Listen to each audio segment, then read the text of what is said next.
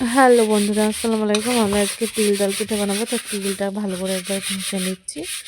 ঘষে নেওয়া হয়ে যাবে। এই দেখো আলু বানিয়ে নিলাম, আলুটা সিদ্ধ করে নিলাম, এই ডালটা সিদ্ধ করে ভেঙে নিলাম, গুঁড়ো করে নিলাম। এবার এবার ডালটাকে সুন্দর মোম হয়েছে দেখো।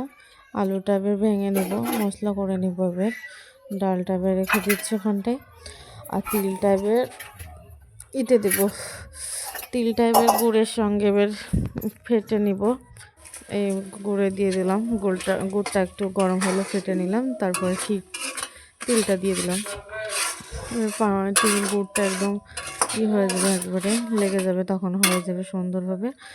গুড়ের পুরটাকে তৈরি করে নিব।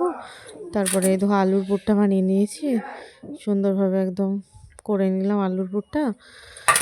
আর এদিকে ডালের পুরটাও করে নিলাম। ডালটাকে কি সুন্দরভাবে আদা কাঁচা লঙ্কা দিয়ে করে নিলাম, পেঁয়াজ দিয়ে, একদম দারুণ লাগছে। এখানটায় খমির করে নিলাম, খমিরটাকে রেখে দিয়েছি। এবার একটু একটু করে নিয়ে এবার লই করে নেব। আমার কথা বলতে বলতে লই করাও হয়ে গেল।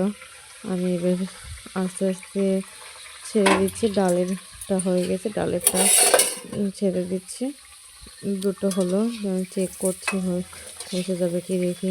প্রথম করছি, লাইফে কোনোদিন করিনি, তো ফার্স্ট টাইম করলাম তিল ডাল পিঠে। আমার মা মারা যাওয়ার প্রায় 8 বছর পর করে খাচ্ছি নিজে নিজে তিল ডাল পিঠে। তো প্রথম জিনিস ভয় লাগে। মা ছিল তখন করে খাওয়া ছিল, মা নেই, আর করে খাওয়ার লোকও নেই। তো আজকে একটু খেতে ইচ্ছা করলো তো করবো। আব্বাকে বললাম, আব্বা পাশের বাড়ি থেকে তিল দিয়ে আমি করতে লাগলাম। এইদিকে কথা বলতে বলতে ডালের পিঠাগুলো হয়ে গেছে। দেখো ডালের পিঠা রেডি,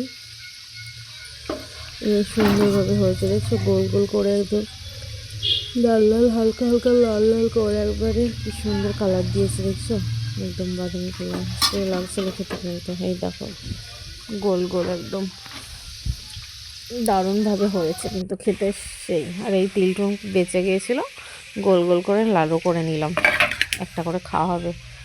এমনিতে তিল শক্ত হয়ে যায় গুড়ের সঙ্গে দিলে, তো এই তিলটা বেঁচেছে। আর কিছু নেই, ধর সব ধুয়ে নিতে হবে, এবার অনেক কাজ।